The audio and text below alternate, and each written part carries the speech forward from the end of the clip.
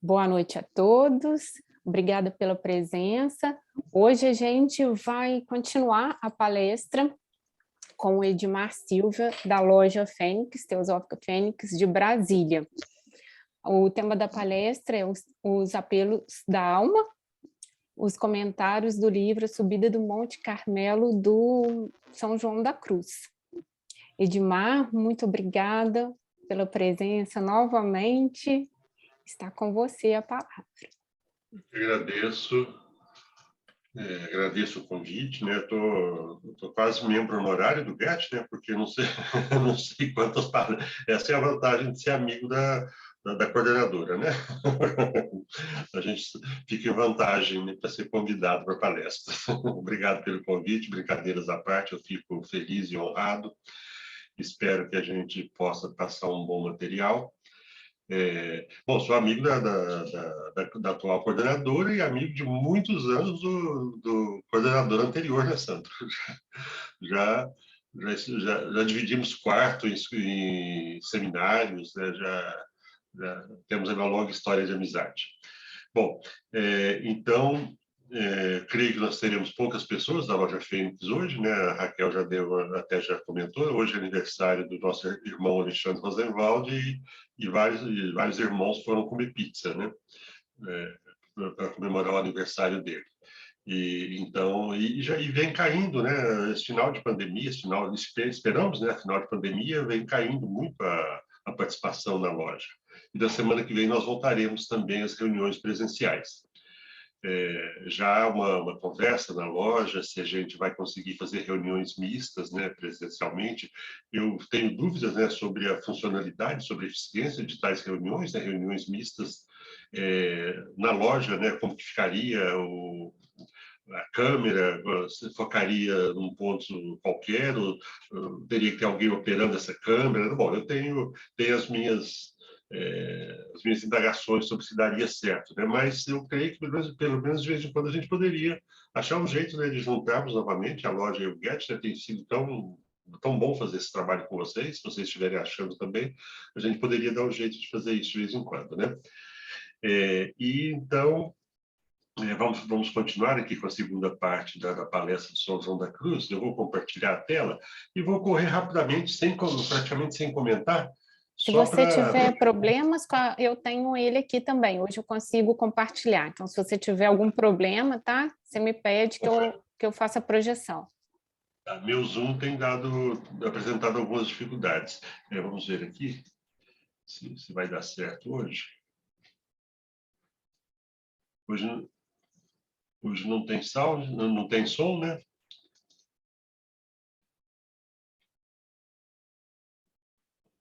Apareceu para vocês alguma coisa aí? Apareceu, mas não está em modo de exibição, de apresentação.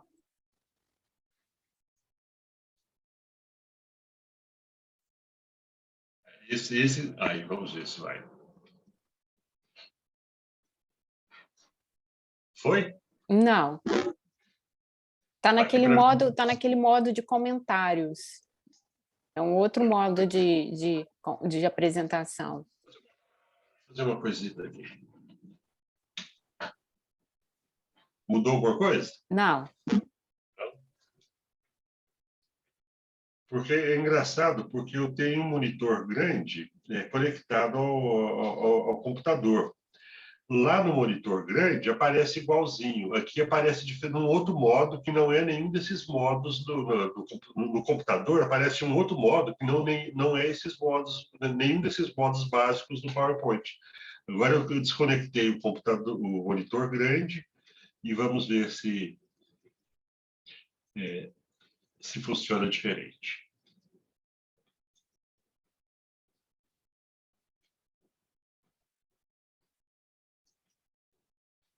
E aí? Continua igual. Bom, então acho que é melhor você compartilhar aí, porque aqui agora apareceu normal, a tela cheia aqui para mim.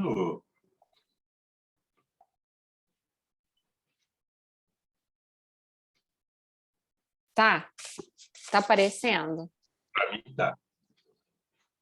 Eu não lembro agora, para vocês, a minha tela está aparecendo como modo de apresentação mesmo, Tá né? tudo bem, Tá. Raquel, tá excelente. A Noite Escura da Alma. Tá. Pois é, eu não lembro, Edmar, onde você parou. Eu vou voltar aqui a tela para você poder ver, ó. Vamos fazer Olha, o seguinte, eu volta lá lembro na que primeira, você... volta no início, que eu vou assim, passar rapidamente, a gente vai passando assim, Vai rapidamente, dar só para... tempo, Edmar? Não vou comentar, não. Só eu dou uma olhada, se tiver alguma coisa para falar, eu falo. Mas é só se tiver. E muito rapidamente. Só para fazer um apanhado. Todo mundo estava aqui na outra? Eu acredito que não. Isso, começa aqui. Aí. Bom, então, são comentários, né, sobre... Eu vou tentar, Raquel, se ficar muito demorado, a gente para. São comentários, né, que eu vou fazer sobre uma pequena parte, mais ou menos de um terço, desse livro A Subida do Monte Carmelo. Pode ir passando, Raquel. Pode passar. Pode passar, não vou entrar nos dados da vida dele, né? Vamos falar mais sobre o texto mesmo. Ele foi muito atuante, né, aí logo depois logo depois da Reforma Protestante, né, quando a Igreja fez uma contra-reforma, houve uma reforma das Carmelitas, né, Carmelitas Descalços, né, e ele foi muito atuante, ele se juntou a Santa Teresa d'Ávila e fizeram um trabalho muito importante, né, de renovação das Carmelitas, né, retomando regras antigas que estavam sendo esquecidas, né. Vamos lá, pode ir em frente. Pode ir. São coisas interessantes, mas que não vale a pena. Isso. Pode ir. Ele foi canonizado em 1726, o que não é grande coisa, porque depois a literatura dele é mantida meio reservada, meio escondida, ele é redescoberto, né? Eu não sei bem quando, mas talvez no século XIX, ele, Mestre Carr, né? O alemão, né, o abade alemão, também um grande místico do cristianismo, né, a monja alemã medieval Hildegard von Bingen, são personagens muito profundos no misticismo cristão, mas que ficam escondidos, né? A literatura deles durante a Inquisição é meio guardada de lado, porque ela, embora seja uma literatura cristã, não é exatamente uma literatura católica. Esses autores, eles de certa forma abrem mão da questão da igreja como intermediária. Nesse livro, que eu não terminei de ler ainda, estou abordando só a parte dele, São João da Cruz não fala da intermediação da igreja. Ele propõe um caminho direto de iluminação, na verdade, né? Por quê, Raquel? Pode ir. Ele teve uma preparação intelectual muito, muito grande, muito, muito abrangente, né? Ok. Ok. Dados biográficos. Ainda. Aqui ele já começa a entrar na questão ele propõe uma disciplina, realmente, né? Para buscar o que ele chama de união com Deus, né? E aqui ele já propõe, né, uma disciplina, né, dedicar horas à recitação das horas, né, à celebração da missa, período de contemplação, né? Então aqui já começa a questão da disciplina, mas aqui é só a citação, não é o texto ainda. Vamos lá. De certa forma, a gente poderia, né, dizer que, por exemplo, o yoga propõe uma disciplina e aqui propõe uma disciplina também. Elas são diferentes com o mesmo objetivo, mas são disciplinas que buscam a união da alma com Deus. Essa expressão que São João da Cruz usa, união da alma com Deus. Tá? Ok? Bom, aí vem o livro, né? Bom, dá uma paradinha aqui, por favor, Raquel. Esse livro, talvez vocês conheçam, né, é muito conhecido, o texto mais conhecido de São João da Cruz é o poema, que não é grande, são 8 estrofes, acho que de 5 versos cada, me parece, eu esqueci agora. Um poema muito profundo, bastante simbólico, né, muito quase que para alguns talvez até misterioso, né? Para as primeiras vezes que a gente lê, se é alguma informação, um poema meio misterioso, né? E só agora, quando eu comprei esse livro aí no Kindle, né? Foi que eu soube que esse livro ele explica a doutrina que São João da Cruz colocou toda condensada nesse poema, A Noite Escura da Alma. Eu não sei se ele quis explicar o poema, se ele escreveu esse poema num momento de enlevo, um momento de percepção mais sutil, e escreveu o poema, ou se foi o contrário, se ele escreveu a doutrina e depois condensou no poema. Mas não interessa tanto, né? O fato é que ele vai explicar o que está dito ali de forma poética e simbólica no poema São João da Cruz. Canções, que ele chama aqui, é o nome que ele dá às estrofes, né? Então, não é uma canção, né? Todo poema tem, acho que 8 estrofes, são 8 canções. Que buscam isso, né? A união da alma com Deus, né? O estado sublime que chamamos união da alma com Deus, né? Que seria aquilo que estaria no cume, né? No mais alto cume da montanha simbólica da jornada espiritual, né? Que devemos subir da jornada espiritual. Ok, Raquel, obrigado. Aqui são observações minhas, né? Então, explica a doutrina, o livro explica a doutrina, né, contida em A Noite Escura da Alma. É literatura mística, mas exige entendimento racional. É muito condensado, é muito metódico, né? Então há que ter um entendimento racional, né? Mas, ao mesmo tempo, é uma literatura extremamente mística, que nos leva para dentro, né? Que nos tira do intelecto apenas, né? Não abrindo mão do intelecto, nos joga para dentro. Não se identifica com textos usuais da literatura católica por não colocar... São observações minhas, tá? É o que eu percebi até agora, que eu não terminei o livro. Não se identifica com textos usuais da literatura católica por não colocar a igreja como o único caminho para a união da alma com Deus. E outra coisa que me chamou muita atenção, até agora também, é que ele parece não levar em conta a possibilidade de um Deus antropomórfico, de um Deus pessoa, um Deus pessoal. Ele, em momento nenhum, até agora, eu vi nada que indicasse que ele tivesse esse conceito disso que chamamos Deus. Sim, Raquel, obrigado. E aí vem o livro, né? Então, dessas canções, né, a alma canta ditosa aventura à noite, né? A noite é uma aventura, a noite é entendida como sofrimento, mas é uma ditadura, né? Então, é um momento em que a alma vai precisar se desfazer do que ela acumulou, do que não é mais necessário, né? Do que foi acumulado intelectualmente, fisicamente, né? As coisas que nós gostamos, né? Vai ser necessário, ele chama de mortificação dos sentidos, né? Oi, querida. Essa noite ele subdivide ela em três noites, né? Mas na verdade uma noite só. A primeira noite é a noite dos sentidos, é quando há abertura os sentidos já deixam de ser necessários, né? A obtenção de informações através dos sentidos e a alma abre mão disso, né? Essa é a primeira noite. Sim.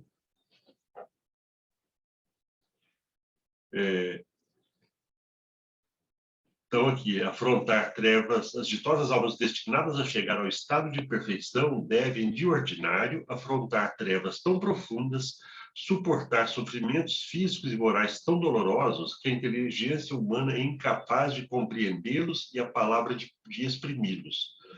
Somente aquilo que por isso passa saberá senti-lo, sem todavia poder defini-lo. Isso aqui, eu estou sempre falando nessa questão do intelecto, não é que eu condene o intelecto, que eu abra a mão do intelecto, não abro, tanto que eu estou estudando esse texto, não é lendo, estou estudando esse texto, né? E outros, né? Então, não é abrir mão do intelecto, né? Mas, nesse momento aqui, é necessário abrir mão até daquilo que se aprendeu intelectualmente, porque, de alguma forma, a essência do que foi aprendido vai acompanhar a alma na jornada. Mas tem isso aqui também, né? Somente aquilo que por isso passa saberá senti-lo, sem todavia poder defini-lo. E mesmo que queira definir, não consegue. Não tem como passar as nossas experiências pessoais para outro, exatamente como nós as vivenciamos, né? E aqui também é a mesma coisa. Mesmo que nós consigamos compreender alguma coisa, ainda será a experiência de quem passou por aquilo, e não a nossa. Então, nesse sentido, é que apenas o saber intelectual não satisfaz, não é suficiente. Sim, Raquel. Não vou entrar nessa figura maravilhosa, que eu gosto muito, né, que é aqui a questão da purificação, a limpeza, né, lavando a mulher aí, vamos lá. Esse é o poema. Quer ler ele para a gente, Sandro, rapidamente? Só ler, sem comentários, só para a gente entrar no clima do poema. Pode ser, Sandro? Posso ler sim, Edmar. Estou meio gripado, mas consigo ler sim. A noite escura da alma. Em uma noite escura, de amor, em vivas ânsias inflamada, ó ditosa aventura, sai sem ser notada, já minha casa estando sossegada, na escuridão, segura, pela secreta escada disfarçada, ó ditosa aventura, na escuridão velada, já minha casa estando sossegada. Em noite tão ditosa, em um segredo em que ninguém me via, nem eu olhava a coisa, sem outra luz nem guia, além da que no coração me ardia. Essa luz me guiava com mais clareza que a do meio-dia, aonde me esperava quem eu bem conhecia, em lugar onde ninguém aparecia. Ó noite que me guiaste, ó noite mais amável que a alvorada, ó noite que juntaste amado com amada, amada já no amado transformada. Em meu peito florido, que inteiro só para ele se guardava, quedou-se adormecido, e eu, terna, o regalava, e dos cedros o leque o refrescava.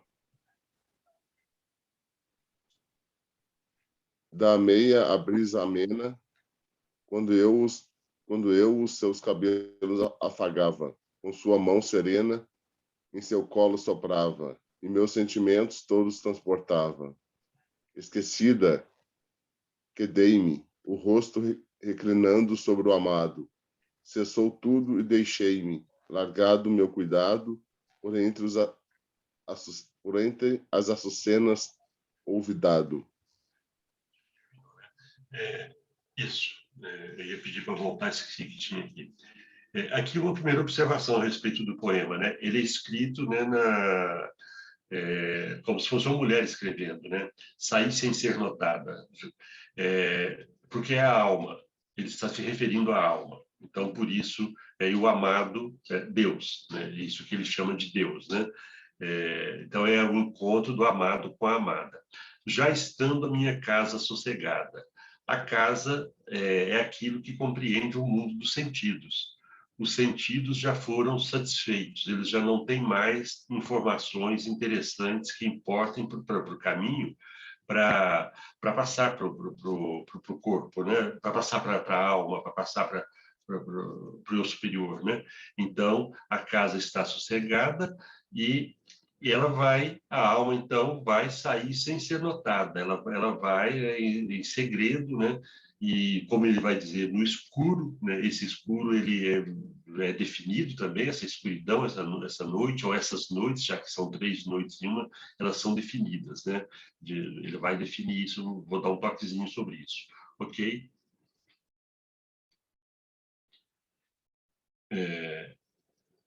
Então, a alma, nessa primeira canção, ou primeira sílaba, estrofe, né? Canta ditosa sorte e ventura que teve em sair das coisas criadas. As coisas criadas, ele fala muito nas coisas criadas, né? É o mundo da manifestação, né? Então, a alma se descola desse mundo da manifestação, livrar-se dos apetites e imperfeições. Foi daqui que eu tirei o título da palestra, os apetites da alma. Os apetites são aquilo que atende ao apelo, que desperta os sentidos, né, para o conhecimento, para a experimentação, né? Apetites e imperfeições existentes na parte sensível, dos sentidos do homem, né? Em virtude do desregramento da razão, né? Há uma perda do controle dos processos, né, dos sentidos, né? A razão não tem controle sobre eles, né? Sim? Essa compreensão, a exata compreensão dessa doutrina, porém, pode passar. Duas espécies principais de noite, né? A primeira noite, ou purificação, se realiza na região sensitiva, dos sentidos, né? Será explicada nessa canção e na primeira parte deste livro, sim? A segunda noite, que visa as faculdades espirituais, será tratada na segunda canção. Em frente, isso aqui não interessa. Pode ir em frente.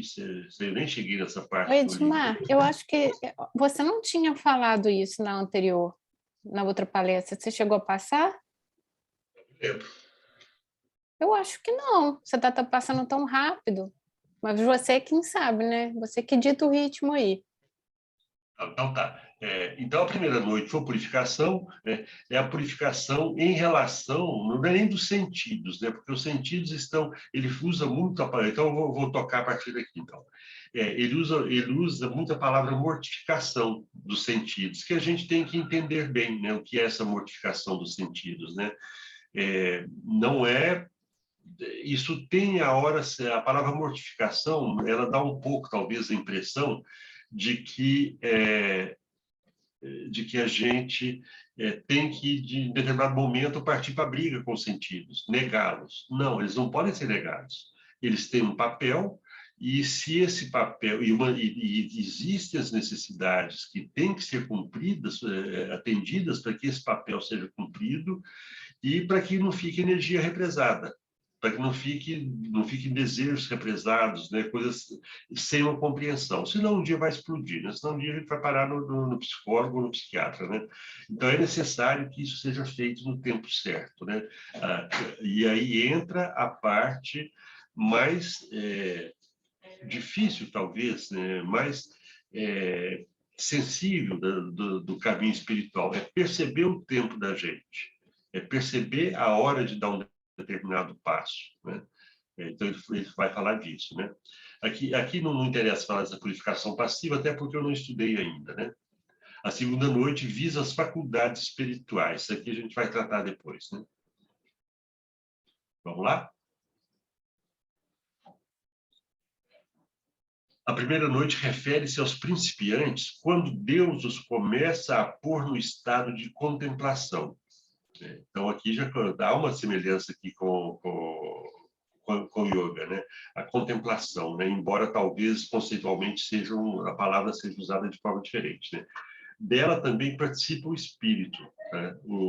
Sempre que tiver itálico é meu, né? Ou observação minha, ou seja, não apenas o ser mortal. E a segunda noite é aos já aproveitados. Achei essa palavra interessante, né? Por Deus. E aqui eu entendo que essa segunda noite, que não vai ser tratada aqui hoje, desculpe, eu falei que seria, mas não será, né? Não, vai ficar só na primeira. Essa segunda noite é para aqueles que já passaram pela primeira, né? Mas vai ser dado um toque sobre isso. Mas é interessante porque ele, embora essas coisas, e eu vejo isso como uma coisa profundamente mística e bonita, né?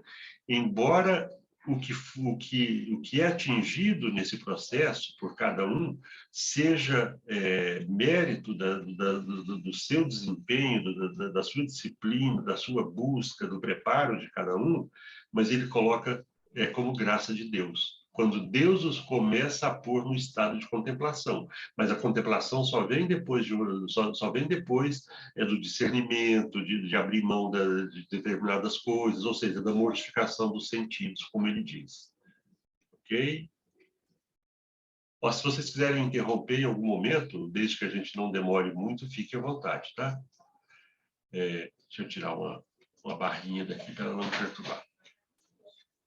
Então, a alma, ela saiu levada por Deus, só por amor dele, e inflamada neste amor, para procurá-lo em uma noite escura. Mas lembrem que lá atrás, lá no poema diz, né? Sem nenhuma luz, a não ser, eu não lembro a expressão, mas ele dá a entender que a única luz que ilumina essa noite é a luz interna, é a luz do coração. Seria mais ou menos isso, né? Essa noite é a privação e a purificação de todos os seus apetites sensitivos relativamente a todas as coisas exteriores deste mundo, aos prazeres da carne, como também aos gostos da vontade. Ou seja, para o meu bico ainda não é. Eu não sei para vocês, né? Este trabalho é feito pela purificação dos sentidos, e por isso diz que ter saído quando sua casa se achava sossegada, isto é, tendo pacificado a parte sensível, a parte dos sentidos, e todos os apetites nela adormecidos. Eu já disse, comentei sobre isso, né? Tudo o que chamava atenção, tudo que era necessário experimentar, já foi experimentado, né, na parte dos sentidos, né? Porque, em verdade, não pode sair das penas e angústias dos cárceres dos apetites sem estes estarem mortificados ou adormecidos, né? É fácil, né? Mas determinadas, na hora de meditar, por exemplo, né? Deu vontade de coçar alguma coisa. Dependendo da coceira, se você não coçar, você não vai conseguir meditar. É um exemplo grosseiro, né? Simples, né? Mas é mais ou menos isso, né? Tem uma vontade latente ali que está incomodando, talvez, se ela não for satisfeita, talvez não se consiga meditar ou avançar no caminho espiritual. Ok? E aí nisso aí é que está realmente tem testes, tem provas, digamos assim, nisso que eu estou dizendo, né? Porque é muito fácil, nesse momento, a gente se auto-justificar, né? A auto-indulgência, né? Você, não, mas eu não quero, apenas, talvez até já pudesse largar, mas não quer deixar de sentir determinado prazer, não quer sentir de experimentar determinada comida, sei lá, não quer abrir mão de ver uma série para estudar um livro, né? Coisas assim. Então, esse discernimento, né, de saber a hora que eu já consigo abrir mão de alguma coisa, e a coragem e a disposição para assumir isso, né, esse novo passo, tudo isso exige discernimento e ajuda a desenvolver a virtude do discernimento. Ok? Então, eu ia fazer algum comentário aqui. Essa primeira noite, lembre que há uma noite total, né? E aqui é a primeira noite dentro dessa noite maior, que está lá na primeira estrofe, né? Vamos lá? Para entrar nessa purificação ou noite ativa dos sentidos, é preciso cultivar um desejo contínuo de imitar Cristo em tudo. Isso é chamado, na literatura mística católica, de via iluminativa. Rejeitar, e se a gente procurar, eu não trouxe aqui a conceituação, mas se procurar na internet, acha via iluminativa e outras vias, né? Um desejo contínuo de imitar Cristo em tudo, rejeitar os sentidos e não alimentá-los. Inicia-se uma mortificação consciente dos apetites e desejos, que visa desapegar o coração das coisas do mundo. Mais ou menos o que eu estava dizendo. Já houve uma satisfação, mas a gente ainda quer repetir aquilo, né? Mas já não é mais necessário essa busca do aprendizado através dos sentidos, né? E voltar, né? Inicia-se uma mortificação consciente dos apetites e desejos, que visa desapegar o coração e voltar o coração para Deus. Pois somente quando se sair completamente da prisão das paixões e dos apetites, que ainda provocam a alma, a mesma terá sua casa sossegada, na expressão do poema, né? Para começar sua união com Deus. Durante o livro, ele vai citando trechos da Bíblia e do Evangelho que vão exemplificando o que ele diz, digamos assim, né? Então, às vezes, ele recorre Para dar o tom de veracidade ao que ele está dizendo, ele recorre a trechos, né, bíblicos e, às vezes, dá interpretações surpreendentes, né, de coisas que a gente não tiraria dali. E ele faz isso no livro todo. Ok, Raquel.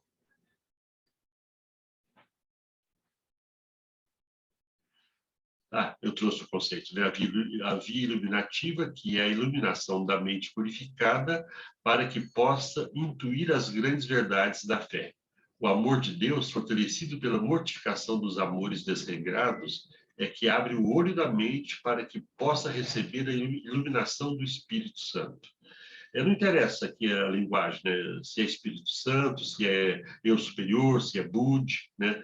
É sempre algo, o que interessa é que está se referindo a algo sutil, né? Uma iluminação que vem do alto, né? Que vem se está chamando de Espírito Santo ou de Bud, não é problema, isso não é problema.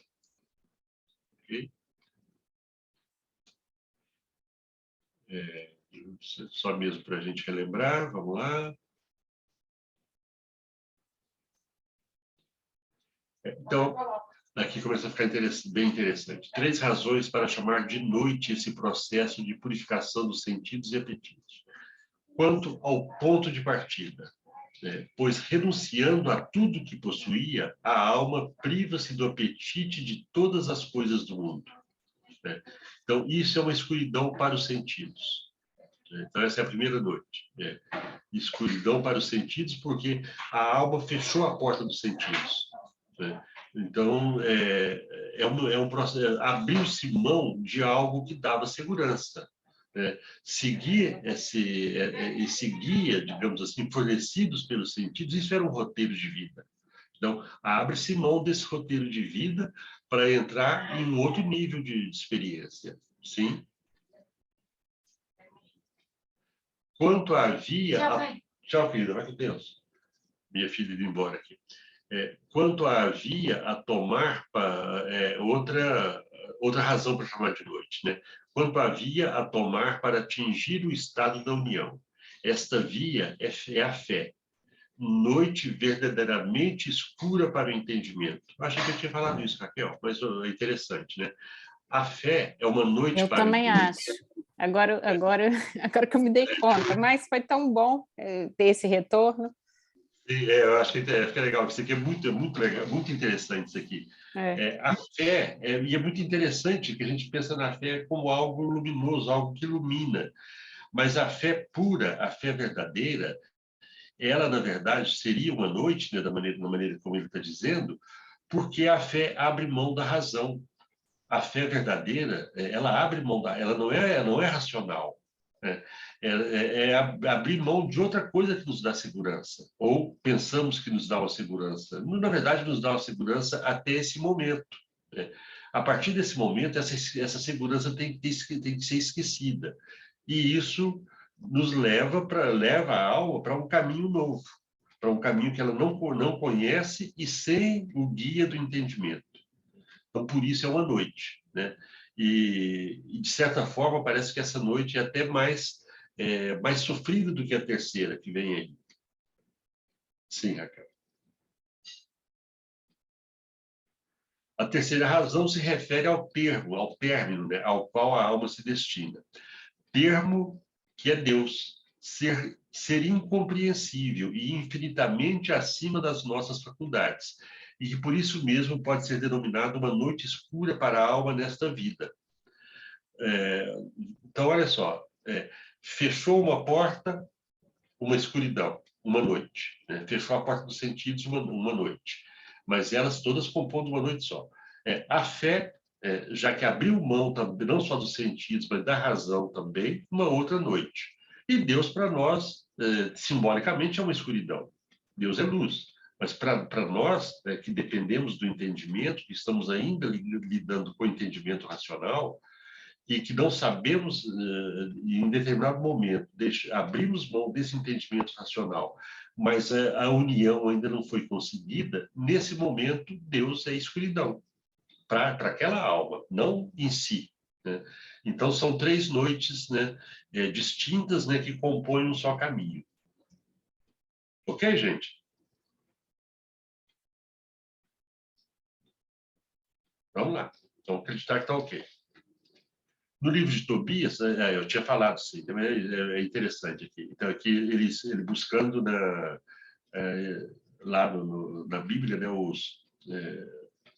as explicações, né, paralelos, né? No livro de Tobias, as noites são elas as noites figuradas pelas 3 noites que, em obediência ao anjo, o jovem Tobias deixou passar antes de se unir à esposa. O anjo Rafael ordenou-lhe que queimasse durante a primeira noite o coração de um peixe, símbolo de um coração afeiçoado às pessoas e preso às coisas criadas, ao mundo, né? Sim. Na segunda noite, o anjo disse a Tobias que seria admitido na companhia dos santos patriarcas, que são os pais da fé. Aí repousa na solidão da fé, que exclui as notícias do entendimento. Ok? E na terceira foi prometida a Tobias a bênção. Esta bênção é o próprio Deus, que pela segunda noite, a da fé, se comunica à alma de forma tão secreta e íntima que se torna uma outra noite para ela. Então, aqui ele vai lá na Bíblia, vai lá em Tobias e acha essa interpretação, né, magnífica, eu acho, né, para o texto bíblico. Né? Sim? Passada a terceira noite, que é quando se acaba de fazer a comunicação de Deus ao Espírito, ordinariamente em grande treva para a alma, logo se segue a união com a esposa, que é a sabedoria de Deus. O anjo disse a Tobias que após a terceira noite se unisse com a esposa. Então, ele faz aqui uma diferenciação de Deus e a sabedoria de Deus. Né? E talvez porque após essa união com Deus, a alma é inundada pela sabedoria de Deus, né? E não antes. Né? Ok, cara. Eu acho que foi até aqui que a gente veio, mais ou menos até aqui. Para a compreensão, vamos explicar com clareza cada uma dessas noites. Observamos, porém, que as 3 são uma só noite, dividida em 3 partes. Vamos lá.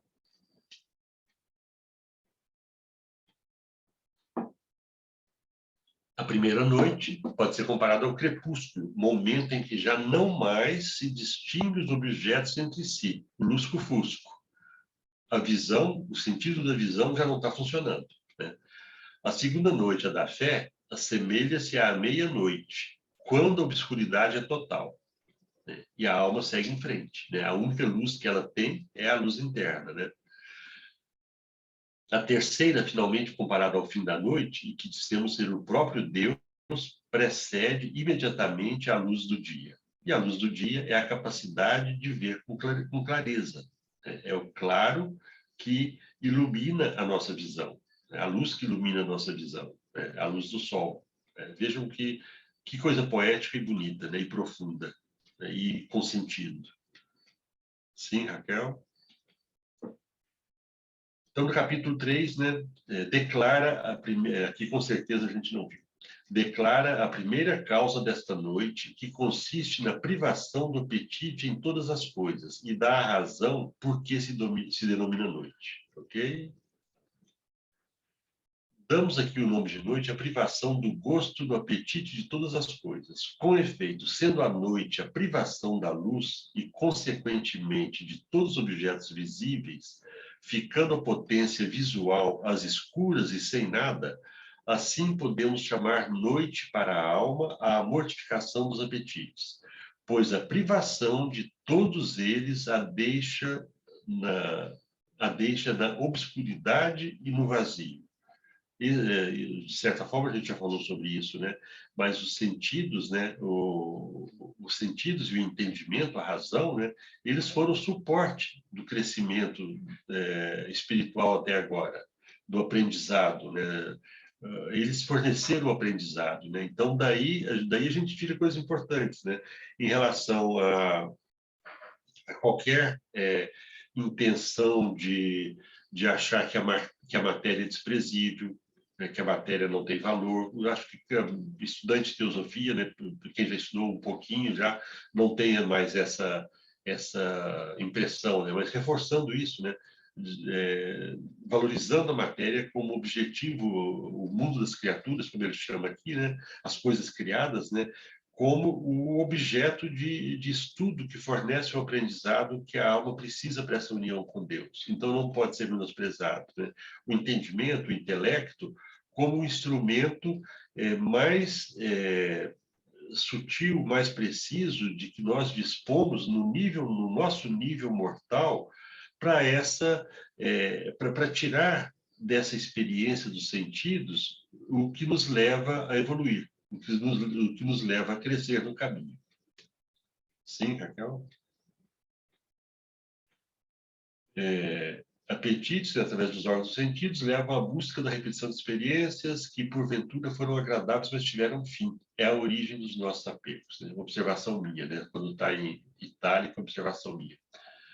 A razão disso, segundo o filósofo, é assemelhar-se à alma no momento em que Deus a cria. Opa! A razão disso... Volta lá na segunda anterior, só para a gente fazer a ligação aqui, Raquel, na outra. Então tá. Damos aqui o nome de noite à privação do gosto no apetite de todas as coisas. Com efeito, sendo a noite a privação da luz e, consequentemente, de todos os objetos visíveis, ficando a potência visual às escuras e sem nada, assim podemos chamar noite para a alma a mortificação dos apetites. A fechar a porta dos sentidos, né? Vamos entender mortificação dos apetites como fechar a porta dos sentidos, deixar de receber informações pelos sentidos, né? Pois a privação de todos eles deixa a alma na obscuridade e no vazio, né? Ela perdeu o suporte que ela tinha, abriu mão de muletas que ela utilizava. Agora vai para a segunda, por favor. Mais uma. A razão disso, segundo os filósofos, é o assemelhar-se à alma no momento em que Deus a une ao corpo a uma tábula rasa, na qual nada se houvesse gravado, né? Não tem nenhum aprendizado nessa alma, né? Nenhum meio natural tende a adquirir qualquer conhecimento a não ser através dos sentidos. É semelhante ao prisioneiro retido em um cárcere escuro, onde nada distingue, com exceção do que pode ser entrevisto pelas janelas da prisão. Se não olhar por elas, nada verá. Então, a única forma de crescer no começo, e aqui eu vejo aqui que ele quase que, talvez aqui nas entrelinhas, talvez haja a ideia da reencarnação. Né? Porque ter esse aprendizado todo em uma vida só, para se conseguir a união da alma com Deus em uma só vida, é um negócio assim muito complicado, né? Muito irracional para a gente racionalizar. Assim, é uma coisa muito difícil, né? Ter toda a experiência que podemos ter, né? Para atingir essa união, né? E se a alma, quando ela é unida ao corpo, né? Ela é uma tábula rasa, não tem nada escrito ali, né? Tá tudo para ser escrito, todo aprendizado ainda está para acontecer. Então eu vejo aqui meio que um aceno à reencarnação, mas não dá para dizer, né? Sim.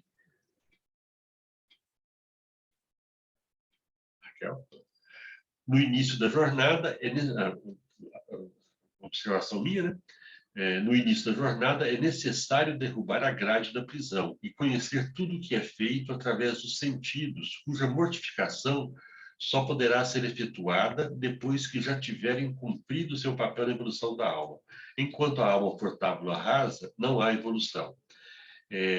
Tem um texto que não foi, eu mandei esse texto em um grupo há alguns dias, mas não foi aqui não, foi em outro grupo. Posso até mandar se vocês quiserem. É um texto chamado A Essência da Teosofia, de um teósofo norte-americano. Se ele não faleceu, ele está bem velhinho, mas eu tenho a impressão que ele faleceu, John Aldio. Ele chegou a vir ao Brasil, eu vi uma vez aqui no Brasil, ele foi vice-presidente internacional da Sociedade Teosófica, foi candidato a presidente, mas não foi eleito. E esse texto, ele fala que ele tem, em certo momento, é um texto muito interessante. Ele fala sobre a questão da teoria. Ele diz que a teoria é um mapa, né? E que o mapa que não for sentido não tem sentido, não for seguido não tem sentido, não tem utilidade, né? Mas ele fala em outra parte que quando esse mapa é seguido, né, quando o roteiro é seguido, né, que é como se a mente abrisse janelas, né? Então, aprender uma coisa, abrir uma janela na mente, e aí eu já abordei esse texto em palestra, e eu usei a seguinte imagem. Quando se abre uma janela na mente, a gente passa a ter, ou numa sala, abrir uma janela em uma determinada parede, eu tenho uma visão da paisagem. Abro em outra parede do outro lado, eu tenho outra visão da paisagem, ou vejo outra parte da paisagem que me circunda, né? Da mesma forma é com a mente. Quando todas as paredes são derrubadas, né? Aí a visão é plena, né? Nesse momento, os sentidos que eram aquelas janelas, eles deixaram de existir, deixaram de ter utilidade, né?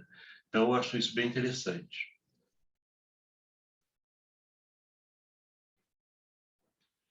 Davi diz a esse respeito: sou pobre e vivo em trabalhos desde a minha mocidade. No entanto, está claro que ele era rico, mas dizia-se pobre porque a sua vontade estava livre das riquezas, e tão absoluto era o seu desprendimento como se fosse, de fato, pobre. Ele não considerava nada dele, já sabia que, na realidade, não era nada dele, né? Ao contrário, se fosse pobre realmente, sem o ser pela vontade, não seria verdadeiramente pobre, pois a alma estaria rica e cheia no apetite. Ou seja, essa pobreza foi uma opção dele. Abrir mão das posses foi uma opção dele. Abrir mão dos sentidos para adquirir mais posses, entre aspas, foi uma opção, foi por vontade. Então, foi o passo dado no momento, é o passo dado no momento certo, né? É a pobreza assumida, porque não se necessita da riqueza.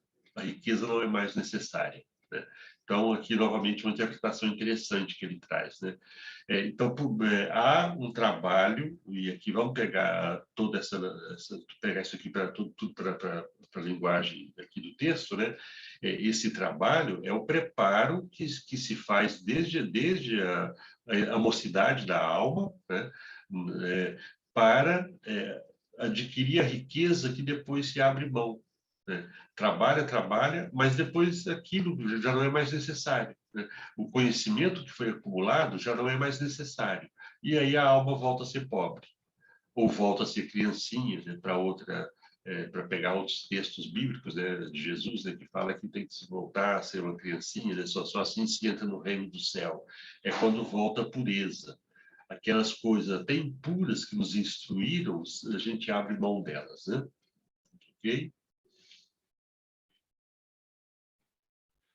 Ora, não pretendemos falar aqui da pobreza material, que não despoja o coração ávido dos bens deste mundo, mas nos ocupamos da desnudez do gosto e apetite, que deixa a alma livre e vazia de tudo, mesmo possuindo muitas riquezas. É muito bonito, né? Muito, muito profundo, muito bonito, né? Muito inspirador.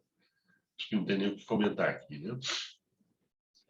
Efetivamente, não são as coisas deste mundo que ocupam a alma nem a prejudicam, pois lhes são exteriores, mas somente a vontade e o apetite que nela estão e a inclinam para estes mesmos bens, né?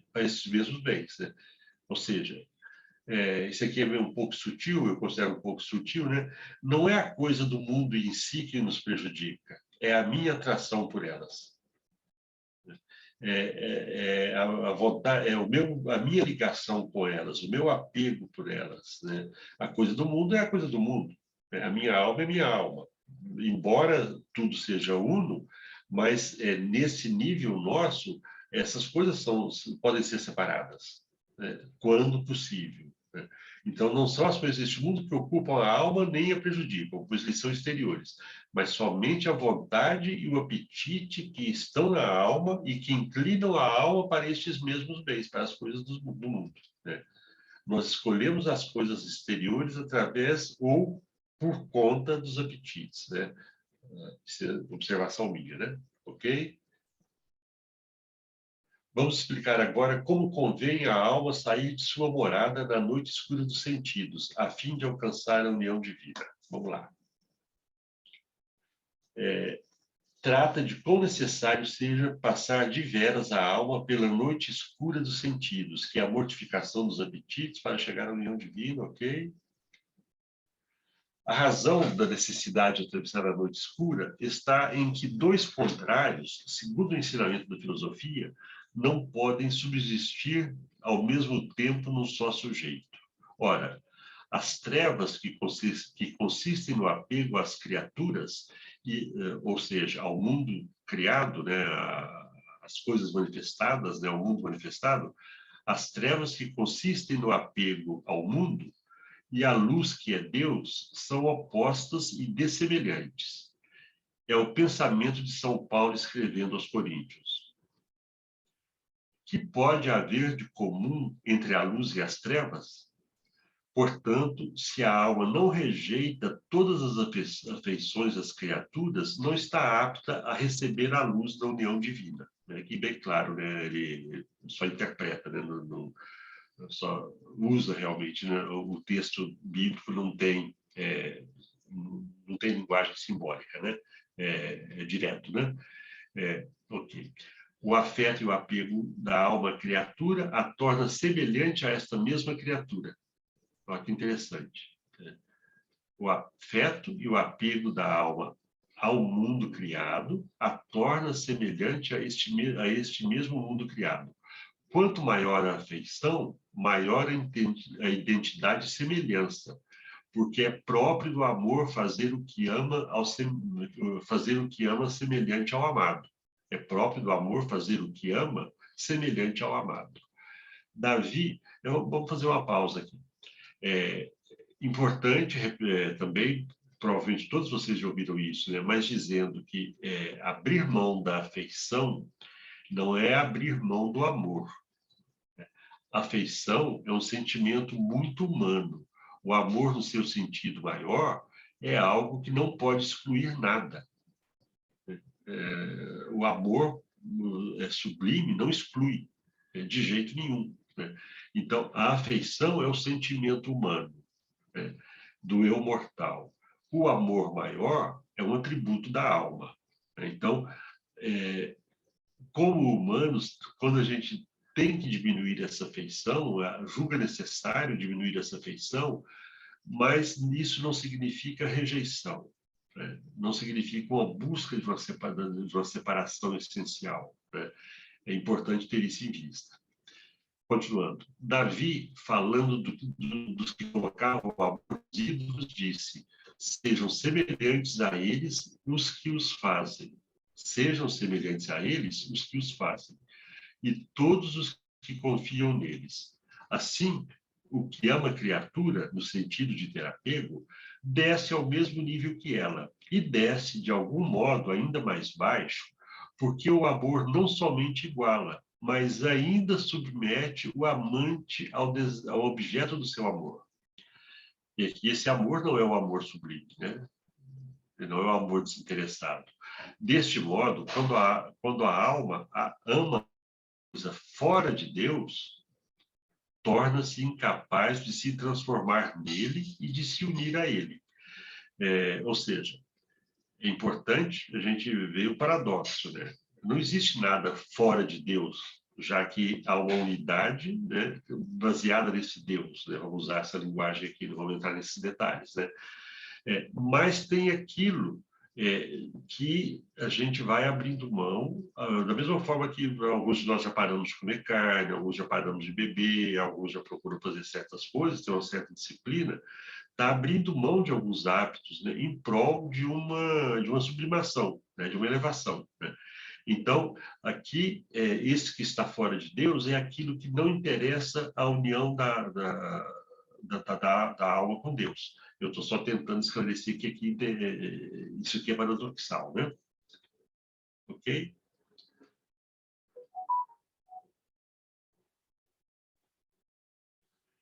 Descendo alguns exemplos particulares, vemos que Descendo a alguns exemplos particulares, vemos que toda a beleza das criaturas, comparada à infinita beleza de Deus, não passa de suma fealdade, segundo diz Salomão nos Provérbios.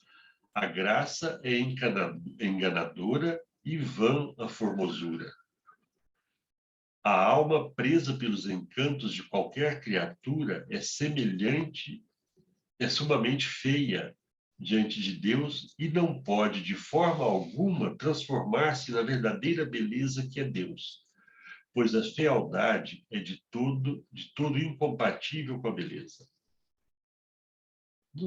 Nem há muito o que comentar, né? Mas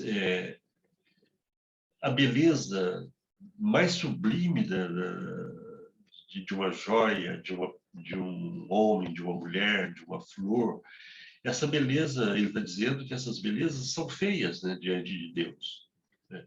E por mais belo que seja algo, né, e aí nós que gostamos de arte, eu gosto, Raquel gosta, Mariano, todos vocês devem gostar de arte, né? É importante ter isso, né? Um belo quadro, uma bela música, eles são objetos de enlevo, são objetos de elevação espiritual, mas ainda é uma coisinha diante da verdade, diante da beleza. Essa beleza que é Deus é a beleza arquetípica, né? É a beleza perfeita da qual originam todas as coisas belas do mundo, né?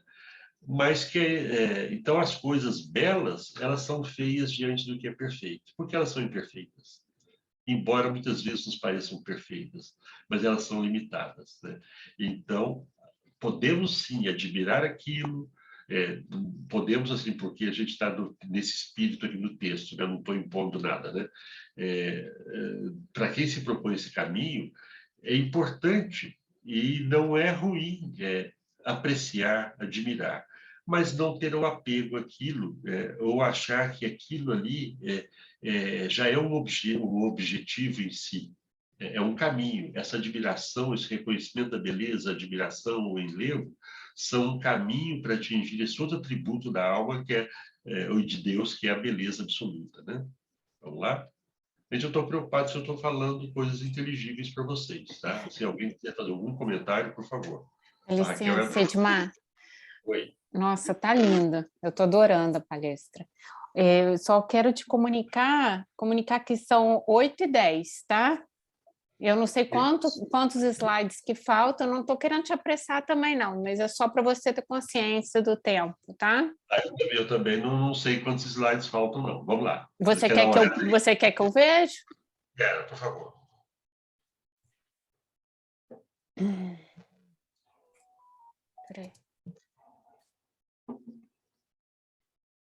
Peraí, só um minutinho.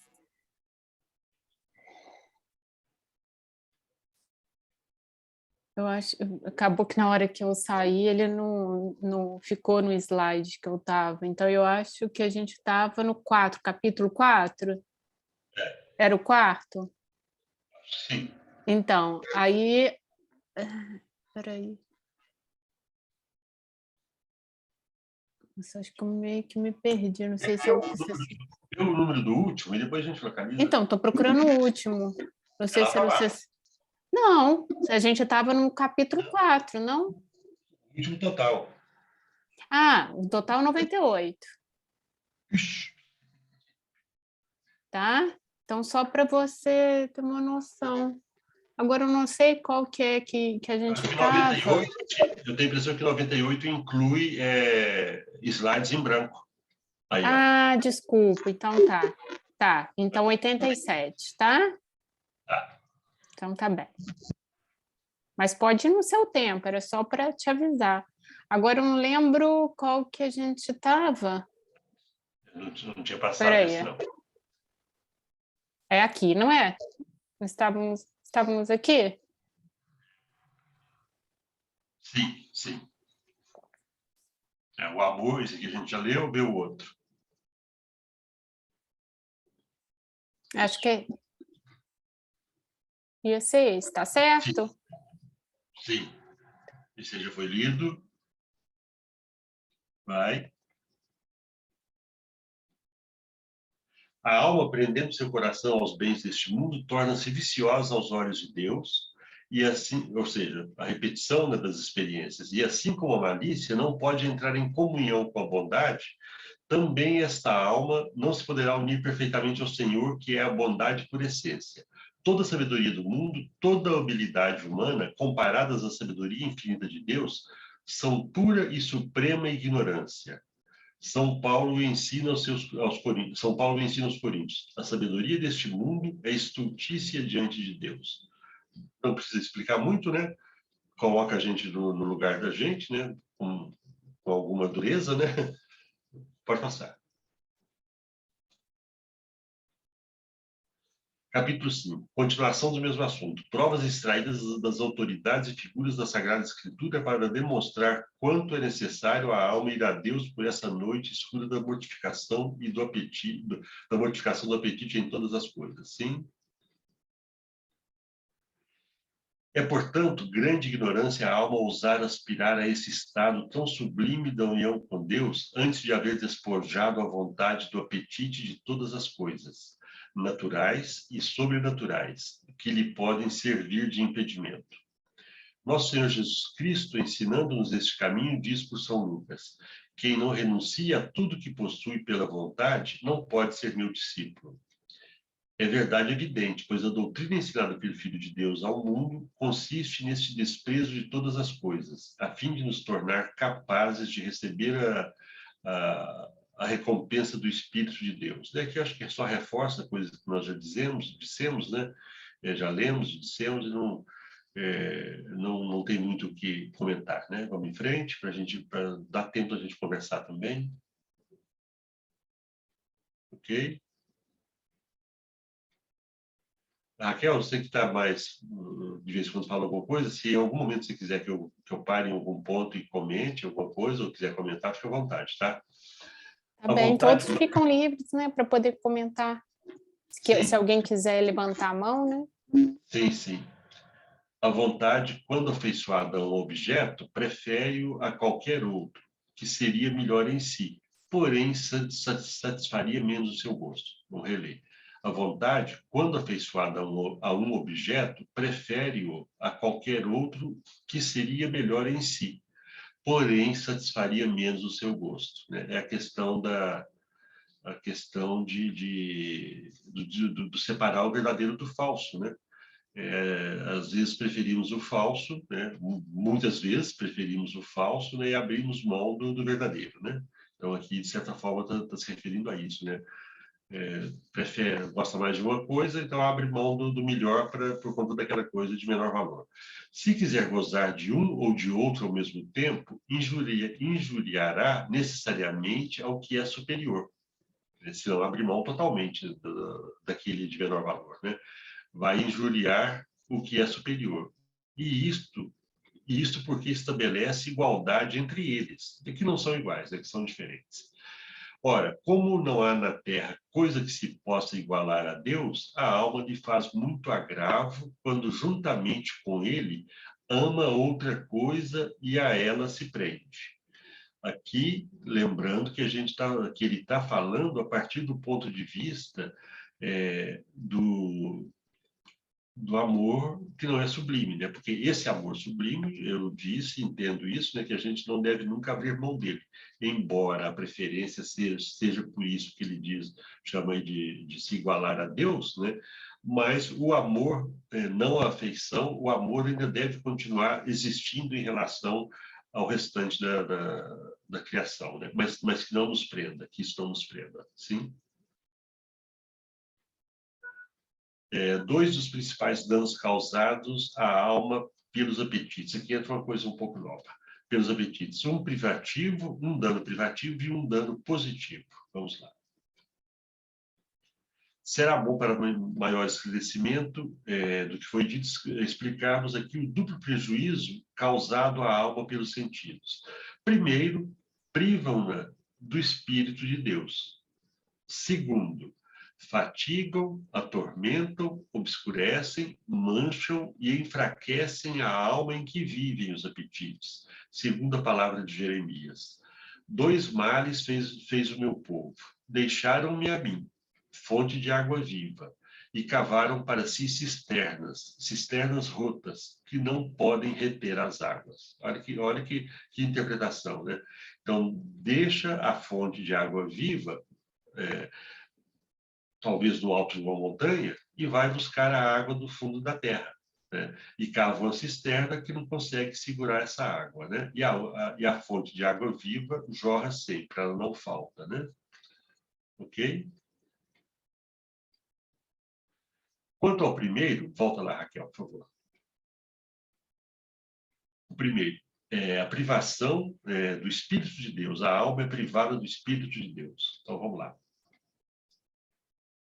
Quanto ao primeiro, é evidente que, afeiçoando-se a alma à criatura, quanto mais o apetite ocupar a alma, tanto menos capacidade terá ela para possuir Deus. Então, privou a alma de entrar em contato com Deus, né? Essa afeição, né, às criaturas, né?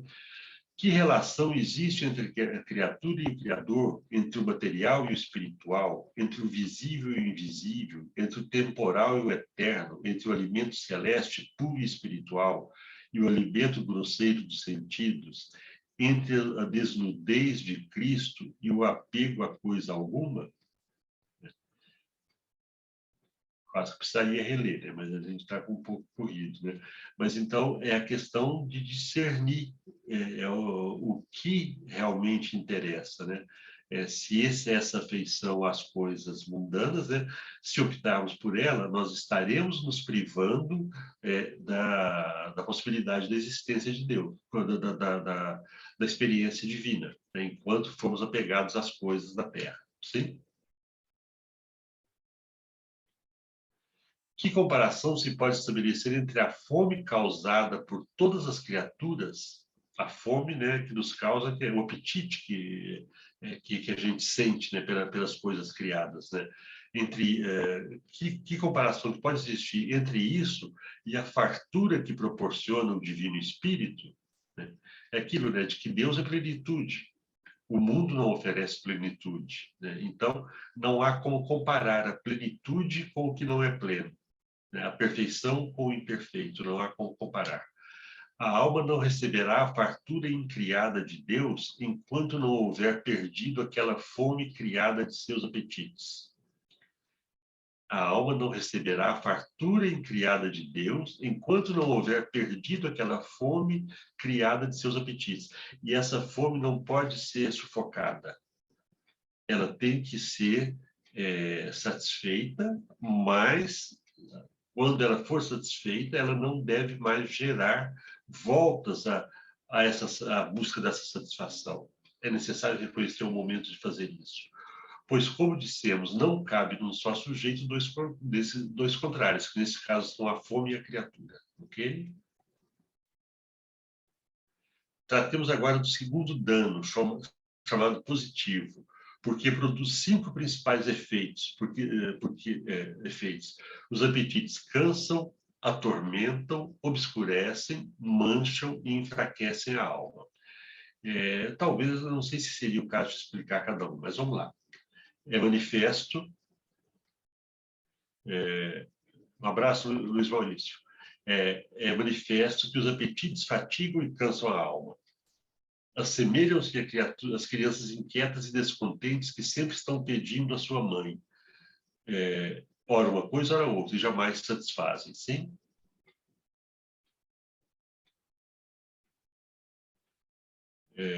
Como os que procuram tesouros se cansam, se fatigam pelas contínuas escavações que são obrigados a fazer, né? Então, eu acho que não há muito o que explicar aqui, né? Tudo isso, volta lá, Raquel, por favor.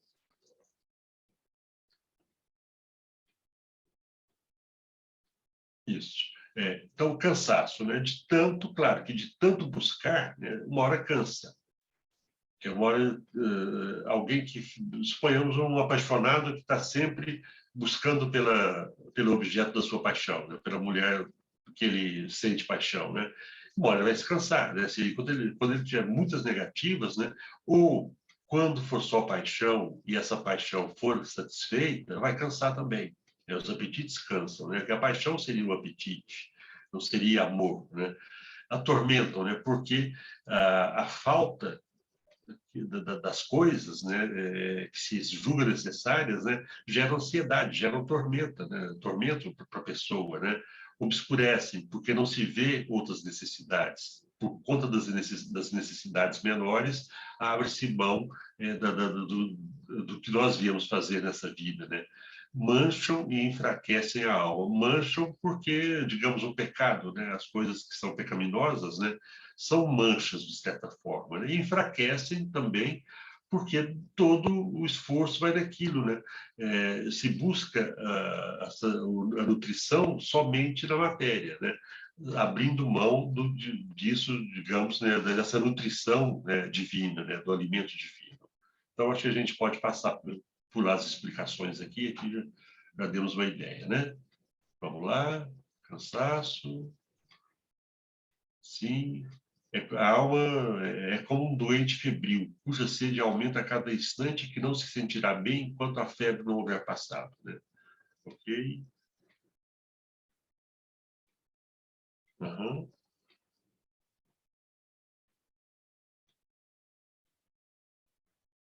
Os apetites causam na alma o segundo efeito do dano positivo, que consiste em atormentar e afligi-la, tornando-a semelhante a uma pessoa que carrega grilhões, né?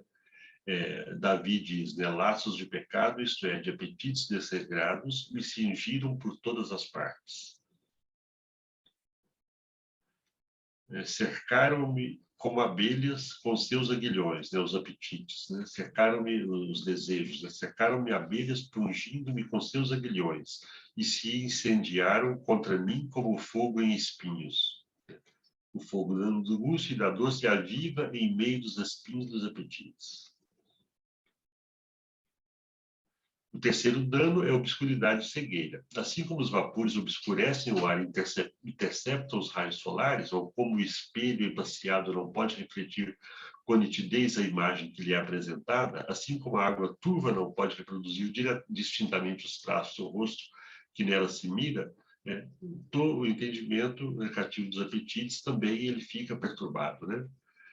A sabedoria de Deus não permite ao sol a razão natural, nem ao sol sobrenatural, sol da razão natural, nem ao sol sobrenatural, que é a sabedoria de Deus, a liberdade de penetrá-la e iluminá-la com seus esplendores. Ou seja, os desejos, os apetites, né, eles impedem não só essa iluminação pela sabedoria divina, eles obscurecem também o entendimento racional.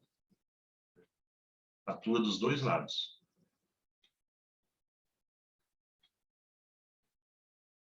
Quando quiser passar. Disso surpreende todas as vezes que a alma cede às tendências do apetite, assemelha-se ao que, tendo boa vista, se deixa guiar por quem não enxerga. Então, são dois cegos. E a palavra do Senhor, segundo São Mateus, encontra aqui a exata explicação. E se um cego guia outro cego, ambos vão cair no barranco.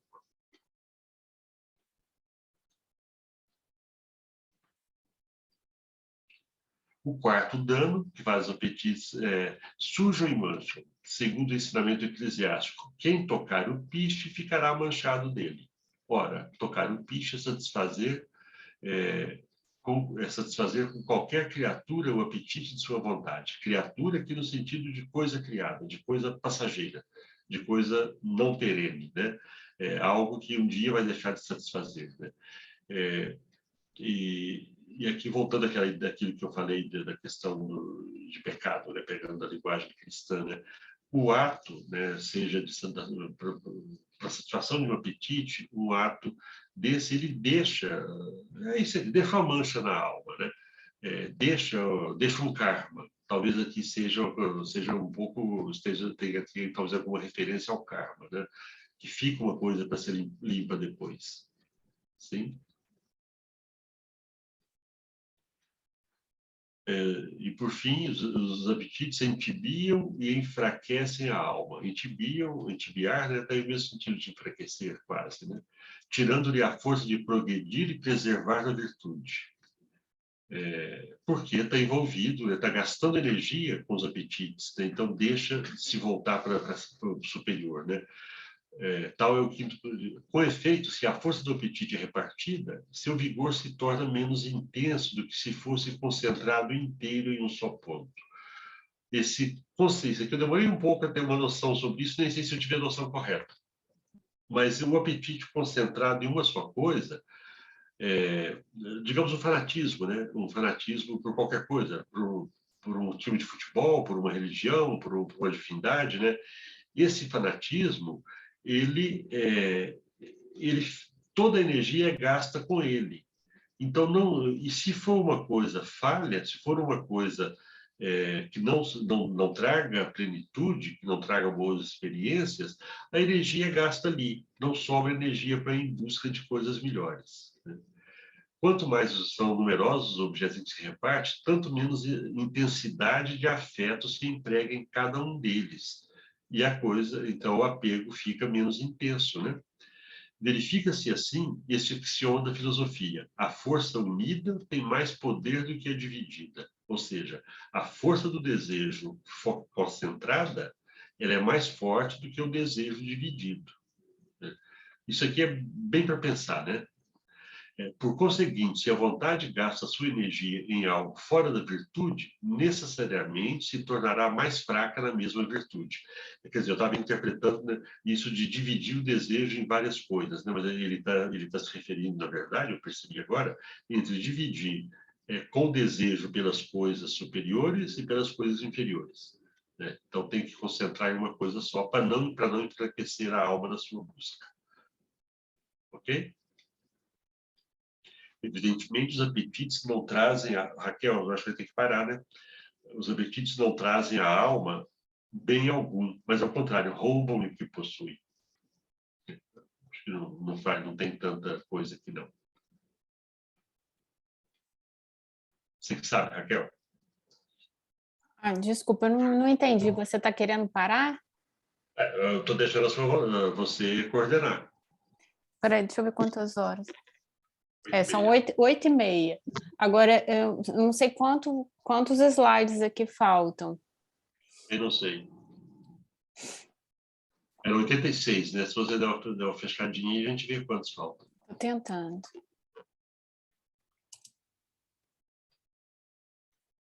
Acho que esse é o último, não era o último? Esse é o último. É o último. Tá. Então, essa figura é uma figura que eu adoro, né? Então, vamos ler tudo isso aí. Evidentemente, os apetites não trazem à alma bem algum, mas, ao contrário, roubam-lhe o que possui. Se ela os não mortificar, irão os apetites adiante até fazerem à alma o que, como alguns dizem, fazem à mãe as víborazinhas que a mordem e matam à medida que crescem em seu ventre, conservando a própria vida às expensas de sua mãe. Assim, os apetites não mortificados chegam a ponto de matar na alma a vida divina, porque a mesma alma não os matou primeiro, mas deixou-os viver em si. Diz com razão o eclesiástico: afastai de mim a concupiscência da carne.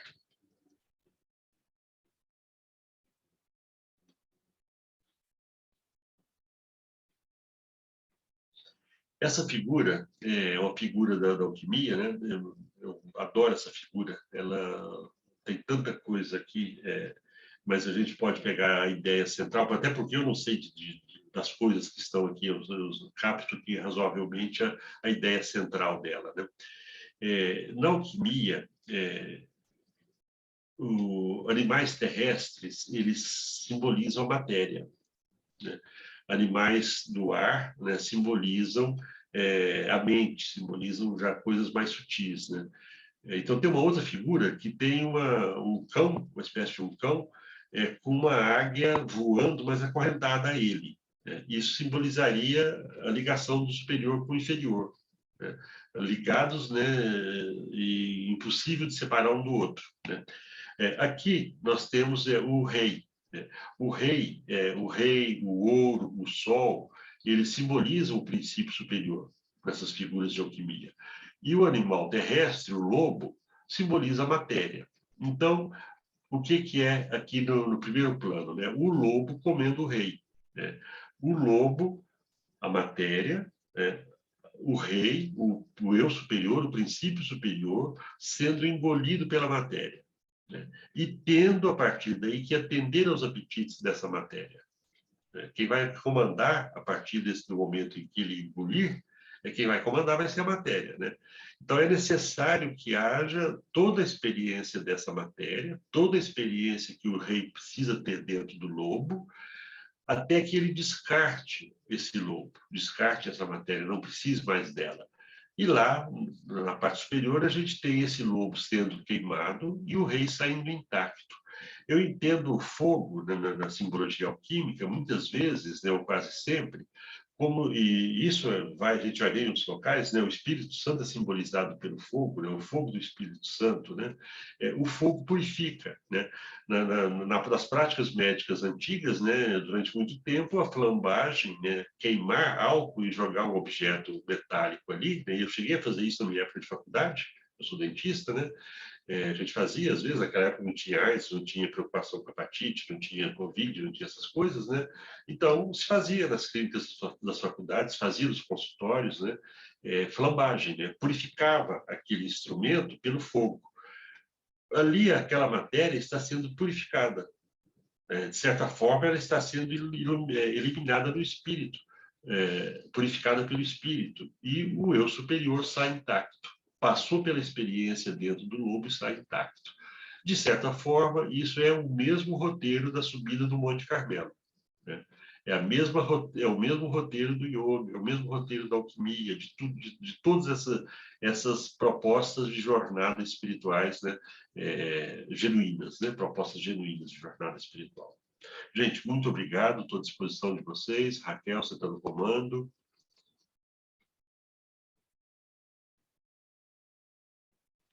Obrigado, Edmar. Primeiramente, obrigada, Edmar. Linda palestra. Parece que o Cláudio está com a mão levantada. Sim. Abro aqui para os comentários. Primeiramente, parabenizar o Edmar pela excelente palestra, né? Obrigado, Cláudio. E essa metáfora final, ela é perfeita, né? Da águia acorrentada, né? Sim, tentando voar. É um pouco isso que representa a nossa alma, né? Ainda presa ao corpo, ao mundo material do modo geral, né? E toda essa simbologia que encerra praticamente todas as cosmogonias, eu poderia dizer, né? Mitologias, principalmente do gnosticismo e tantas outras vertentes espirituais também. Mas eu queria só comentar, acho que na primeira palestra que eu também assisti, da primeira parte, né? Acho que não me sobrou tempo. Se não me falha a memória, eu não fiz esse comentário, então vou fazê-lo agora, apenas para comentar de um trechozinho, que eu não localizei agora a página, mas dessa obra aqui de Annie Besant, As Leis do Caminho Espiritual, né? Sim. Onde ela faz faz uma analogia, né? Dessa questão da noite escura da alma, que também... Aqui eu vou falar de um sentido amplo, né? Não nessas divisões que você muito bem explanou agora, mas que todos os que estão na trilha, né, do caminho espiritual vão passar por essa noite escura, em algum momento, né? Sobretudo aqueles que seguem o caminho da iniciação, né, das iniciações, o caminho da subida, né, reta das iniciações. E ela fala, então, que essa noite escura é mais ou menos, né, a fazer uma comparação com o Antacarana, que é o que faz, nós bem estudamos a teosofia, sabemos, né, que faz a ligação, a ponte, né, entre os veículos da personalidade, né, com os veículos superiores, né, Atma, Buda e Manas. Então, é como se fosse, mais ou menos, diz ela, como se estivéssemos subindo uma escada, né, e essa escada ela não está, digamos assim, em um piso seguro, né, e nem encostado em uma parede. Ou seja, subir uma escada é quase que num limbo, né? Justamente que é quando há esse afastamento, né? Poderíamos dizer assim, esse desligamento, daí ponte e a noite escura, né? Das influências dos veículos inferiores, né? Podemos dizer também das influências deletérias da matéria. E aqui eu não quero também falar de traçar nenhum dualismo, né? Que a matéria, em nosso nível, também é necessária para a nossa evolução, mas é um pouco isso, né? Que a Annie Besant ela coloca aqui nesta obra, né? Que poderia, digamos assim, simbolizar, né? Porque até para a gente é um pouco difícil compreender isso, não é apenas a compreensão, pelo menos para mim, mais simples e mais comum seria estar num local totalmente escuro, realmente, né? Num quarto escuro, onde a gente não dispõe de luz, né? Ou ainda num patamar um pouco mais elevado, contemplar a noite, que eu gosto muito também, sem lua, né? E se estivermos assim numa cidade do interior, melhor ainda, porque veremos realmente o que é uma escuridão, né? Real, né? Que hoje as pessoas da cidade acho que não conhecem mais também essa escuridão da própria natureza. É apenas esse comentário que eu faço e deixo para você também, se quiser. Não, é só. Obrigado, um belo comentário, bom, interessante o que Dani Bez diz, né? Mas tanto o que ela diz quanto o que São João da Cruz diz, né? Tanto essa ponte, né, meio movediça e talvez, né, quanto a noite escura, eles simbolizam aquela segurança que nós pensávamos que tínhamos e da qual nós abrimos mão, né? Quando nos lançamos quando a alma se lança nessa busca final, nessa etapa já mais final da jornada, né, já se aproximando do cume da montanha, ela está abrindo mão da segurança daquilo que ela achava que lhe dava segurança, que eram os sentidos, né? Eles já não dão mais sentido, já não dão mais segurança. E se davam, era uma segurança que prendia, que não deixava evoluir, que cumpriu o seu papel, mas parou de ter o papel para cumprir. E aí, a única segurança que tem, eu tentei lembrar dessa expressão umas 2 ou 3 vezes durante a explanação, e não me lembrei, eu usei a luz interna, mas é luz interna também, mas ela diz que nessa noite escura, a única luz que ilumina é a luz da fé, né? Mas ele diz, São João da Cruz diz que a única luz que vai iluminar a alma nesse momento, nessa fase, é a luz da fé. Só que ele define a fé como uma outra escuridão, porque ela é desconhecida para nós. Talvez entre aí a questão das... É muito interessante a sua ponderação, né? Mas talvez aí também a questão das nossas certezas, né? Porque, pelo menos assim, quando estamos estudando e assim, adiantando algumas conclusões, a gente vai também criando muita certeza, né? E mais na frente a gente vê que aquelas certezas também não são... Não, a questão da segurança que você diz, né? Sim. Já não temos mais tanta certeza de tudo aquilo, né? Até porque em algum momento também alguma coisa ela precisa ser deixada para trás, né? Sim. O próprio Buda dizia, né, que no Zen budismo eles falam muito isso, né? Que a embarcação ela é necessária apenas enquanto se atravessa o rio, né? Mas ao chegar na outra margem é preciso deixar a embarcação. E a gente dificilmente compreende isso, pelo menos nesse momento, nesse nível, né? Gostei, Edmar. Nós temos muita coisa em comum e somente esse estudo do São João da Cruz e Teresa d'Ávila, que para mim também é uma mística excepcional. A hora que eu terminar esse texto, eu vou pegar o Sete Castelos. Pois Castelo é. Interior, não, Castelo Interior. Castelo Interior. Às vezes fico a pensar até que ela pode ter sido, e desculpem, estamos aqui num grupo de estudos, né?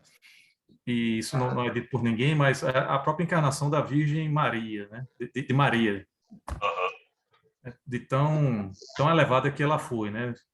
Quando se lê a história dela, se percebe isso. Okay. Quem sabe o São João da Cruz, o João, né? Pois é. Mas isso aqui é um parênteses e fecha. Obrigado. Obrigado a você. Obrigada, Cláudio. Mariano, por favor. Bem, primeiro, gostei muito do que você falou, Edmar. Tem alguns aspectos históricos, né? Você falou, num dos momentos, você falou o negócio da graça de Deus. Por quê? Vamos lá. Primeiro, São João da Cruz ele tinha origem moura. E aí tem um pouquinho do sufismo, porque naquela parte de Al-Andalus, teve muito... Os árabes acham muito importante o barak, que é a graça. Está entendendo? Então, sempre, se você não tiver o barak, até hoje eles falam dessa forma, você precisa ter a graça, ser atingido pela graça para você fazer o caminho, enfim, eu chamaria isso de merecimento kármico. E outra coisa também, que você falou, procure imitar Cristo, porque no século XV, ou seja, de 1400 até 1499, foi lançado o livro A Imitação de Cristo, de Thomas de Kempis. E rolou muito por ali, está entendendo? Então, em termos históricos, é esse tipo, procure imitar Cristo, ou seja, pega o Thomas de Kempis e leva a sério aquilo. Está entendendo? Que foi esse movimento místico foi muito forte. Se não me falha a memória, também teve o mesmo movimento místico na Rússia, mas como a Igreja Ortodoxa, a gente quase não observa isso. Mas teve também um determinado místico russo, por essa época, que começou a fazer esse tipo de coisa. E você observa nitidamente essa parte da mortificação que ele fala, que também é fruto... Até observa-se que a Inquisição ela procurava purificar pela mortificação, acabava matando, né, a pessoa, mas era efeito colateral apenas, né? Então é interessante a gente observar isso. Em termos históricos, você tem uma influência sufi, São João da Cruz, inclusive dado que ele era mouro, né? Quer dizer, ele não era mouro, ele era o cristão novo, coisa que o vale, mas ele vinha de ascendentes mouriscos. E também essa parte da imitação de Cristo, que foi um texto que rodou bastante a Europa nesse período. Foi porque o que aconteceu? Por que aconteceu isso? Porque estava se saindo da peste negra. Quando a Europa ficou reduzida a 1/3 da população. Então, isso aí levou, inclusive, foi isso que levou à reforma, inclusive, né? Porque as pessoas viram que os seres sagrados, que eram os padres, eles estavam morrendo também. Então, peraí, então, o que está acontecendo? E aí começaram a questionar alguma coisa. E o outro lado da questão foi aquele movimento da fé muito forte, de a pessoa começar a querer imitar o passo de Cristo, por isso que o Thomas de Kempis fez esse livro, que virou quase que um manual. Mas foi muito boa a palestra, gostei de ver, não vou demorar muito, dado a avançar da hora. Mas só ponderando essa parte histórica que talvez isso fique um pouco mais claro para a maioria das pessoas. Alguém quer fazer algum comentário, perguntar? Então, Edmar, eu sugiro a gente encerrar com uma meditação, se você puder fazer, e depois a gente pode ficar aqui na sala, se alguém quiser ficar, fazer mais alguma pergunta, mas pelo menos para a gente encerrar por causa da hora. Já são 8:45, podemos fazer assim? Podemos sim. É só dizer que se alguém quiser o texto em PDF, eu te passei, né, Raquel? Eu acho que eu já passei para o grupo nosso. Não tenho certeza. É um livro apaixonante. Eu ainda eu fui um pouco além disso aí, que eu voltei, né? Voltei, estou relendo, é um livro apaixonante, realmente, né? Ok, gente, então eu agradeço muito a vocês, tá? É um privilégio a gente ser convidado assim para falar 2 vezes sobre o mesmo tema, uma responsabilidade muito grande. Fica aqui uma contribuição humilde. O material é muito rico, espero que eu tenha conseguido passar alguma inspiração para vocês.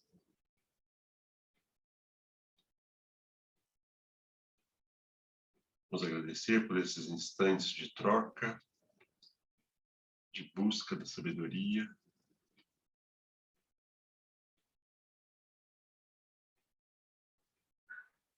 Sintamos paz, sintamos união fraterna, sejamos um canal para a luz da sabedoria divina.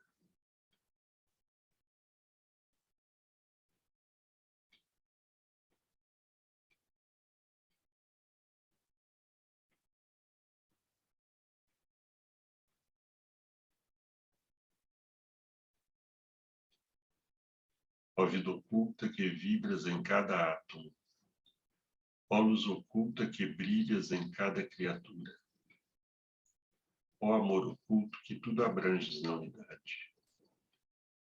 Possa todo aquele que se sente uno contigo saber que ele é por isso mesmo uno com todos os outros.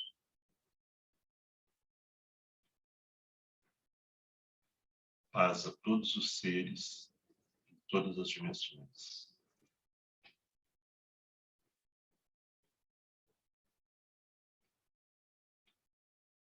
É o bastante, obrigado. Eu ficaria meditando aqui. Um grande abraço a todos. Obrigado, Dimar. Obrigado a vocês. Obrigado. Sim. Tá Obrigada, gravando, né? Dimar. Muito Obrigado, bom, Raquel. obrigada. Então, encerramos aqui a nossa reunião, nosso segundo encontro desse ano com a Loja Teosófica Fênix, com essa